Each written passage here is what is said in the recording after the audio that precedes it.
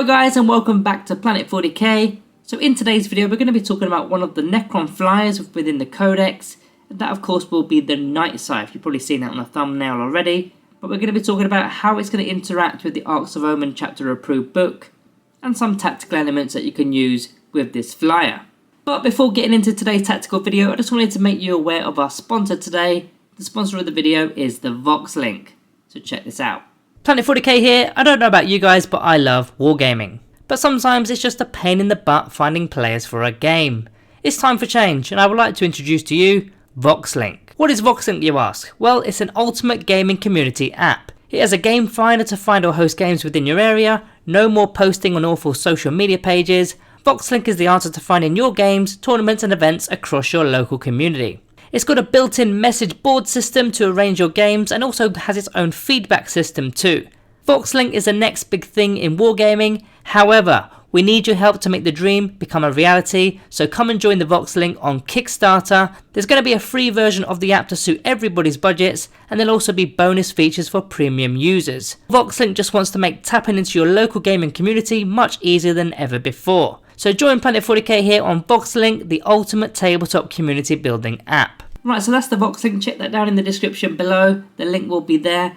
As for today's video, so the Night Scythe, we're going to be talking about some tactics. But first of all, we're going to ask ourselves, what has actually changed? Right, so with the Arks of Omen Grand Tournament Chapter Approved book, which is our latest rule set and mission pack when you are playing match play of 40k. Now, if you go into the first part, which is the rules section, and you go to part number 10, which is Declare, Reserves and Transports.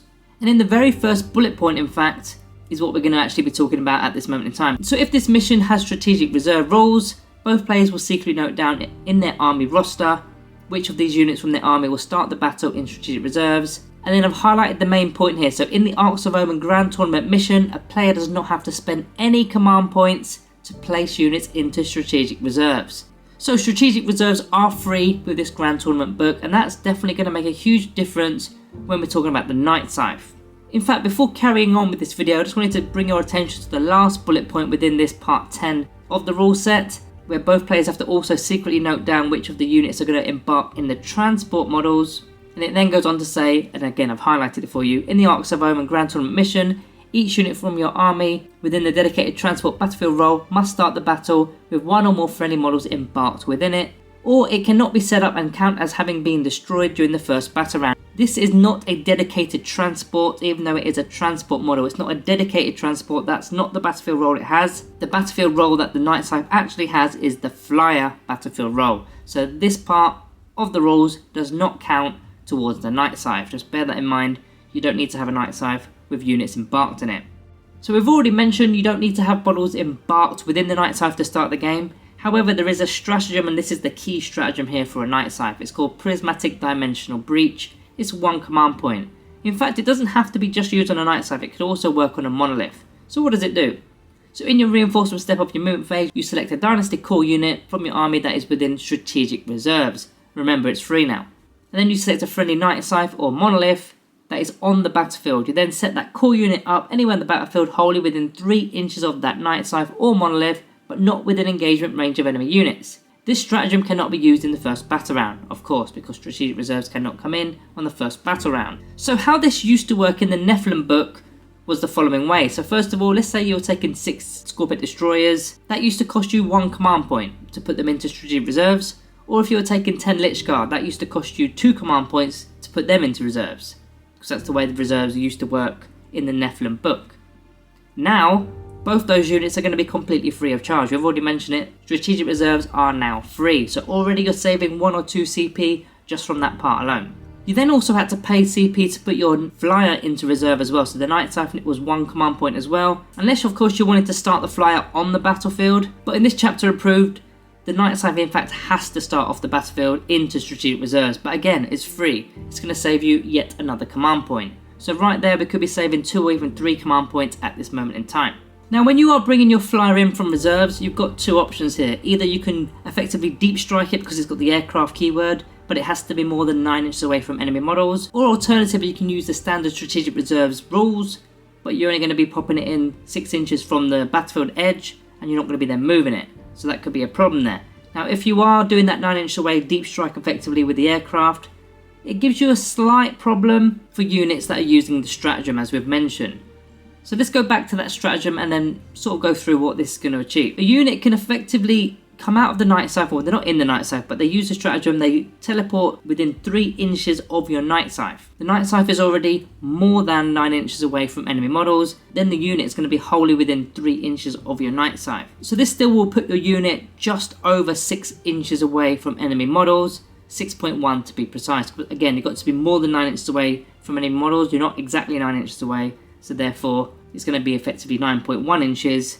And if you're wholly within 3 inches, that's 6.1 inches. So that is effectively a 6-inch charge to get within an inch. But the likelihood is, if you're using melee units from Night Scythe, the likelihood is you've got the Novak Dynasty, which is a +1 to your charge roll.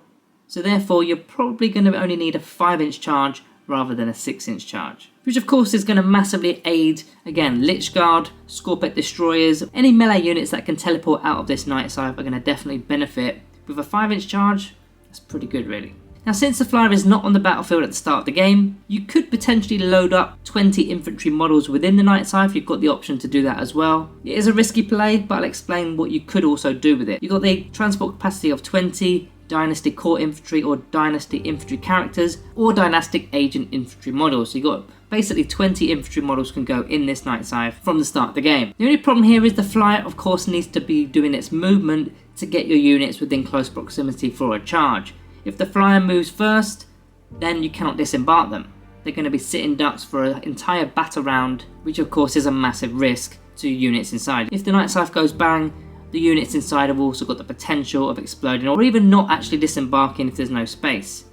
So it is a risky play, but if you choose to go for it, you can disembark your models, then move them in your next movement phase. Of course not the same movement phase that the Night Scythe has moved, it'll be your next movement phase. Then after you've moved them away from the Night Scythe, after disembarking, you've then left yourself some space to use the stratagem to bring out another unit from strategic reserves. That stratagem of course you're only going to be using once in a single battle round. But yeah, disembarking 1, 2 or even 3 units, as many as you can fit into a 20-man infantry transport capacity. You've then got the stratagem where you can pull out another unit. You've then got the Veil of Darkness relic which you can bring in another unit. So effectively you can have half your army, in fact, at the other side of the battlefield. And yeah, if you're playing the Novak Dynasty and you're making those charges, happy days. I mean, other combinations, it's not just the Veil of Darkness relic, you've got Flayed Ones. Flayed Ones have got the Deep Strike ability or the Dimensional Translocation ability. You can have a blob of 20 of those guys with the Deep Strike ability, pop them down after using the Night Scythe, after using the Night Scythe's stratagem, after using a Veil of Darkness relic. The Ophidian Destroyers are another one, they've got that same Deep Strike ability. And then comboing up with the fast attack units such as Canoptic Wraiths, Trident Praetorians, this is going to make for a very fast, rapid army. But going back to that Night Scythe and the stratagem for a moment, there are some key advantages when doing that.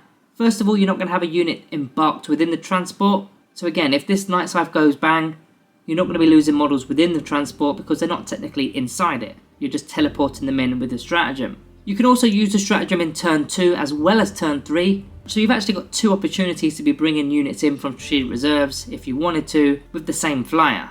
Of course, it just means you're going to have more units in reserves to do this. And also, as we mentioned, there is a third advantage here of having an embarked unit or 2 or 3 within the flyer itself. Getting units into the game in the right locations could be one of your strategies. So final thoughts for the Night Scythe with the Prismatic Dimensional Breach. In the previous edition, well it wasn't an edition, in the previous chapter approved book, it was a very good tactic but it was very expensive on CP. You were looking at 3, 4, even 5 CP depending on how much you were putting into strategic reserves. Then you got to pay for the stratagem as well of course. Whereas with this new chapter approved book, you're only spending 1 command point. You're only literally buying the stratagem itself for 1 command point, whereas all the units can go into strategic reserves as well as the flyer, completely free of charge. If you're playing the Novak Dynasty, they're popping out with a 5-inch charge. Scorpet Destroyers will literally go through anything. 10-man Lich Guard unit with the shields that they're going to tank and take over an objective. Or if they've got the War Scythes, that's also just as good. So yeah guys, are you using the Night Scythe nowadays? I mean, I personally don't use it as often as I could. I definitely want to be bringing it back to my game when I'm playing melee Necrons. I don't tend to play melee Necrons at the moment as often as I used to. But yeah, I think I might start bringing this back to the game. So guys, that is it from me today. Thank you all for watching and I'll see you in the next one.